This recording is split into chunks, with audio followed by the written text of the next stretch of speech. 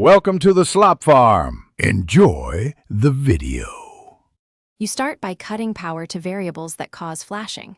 Remove batteries or the battery pack now, and hold the Xbox power button for 10 seconds to force a full power cycle. Unplug for 30 seconds, then reconnect.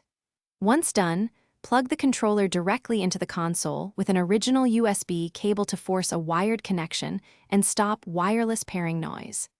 This lets you isolate whether the issue is wireless, battery-related, or firmware before proceeding to deeper fixes.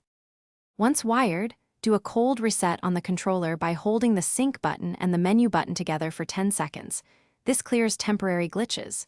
Next, open the Xbox Accessories app and install any available controller firmware updates while still connected by USB. Updates often fix persistent LED behavior. If flashing continues, swap to a different USB cable and port to rule out power or data issues, because bad cables can mimic controller faults even when firmware is current. After updates and tests, disconnect the USB cable and repair the controller. Press the controller's sync until the lights flash and then press the console's sync button.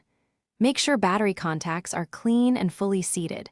Corrosion or a loose pack can cause intermittent flashing, so reseat or replace the pack if needed. If the controller still flashes after trying another Xbox and fresh batteries, escalate to Microsoft support or consider replacing the controller. Persistent flashing often signals a hardware fault. Thanks for watching. Consider subscribing if we helped you today.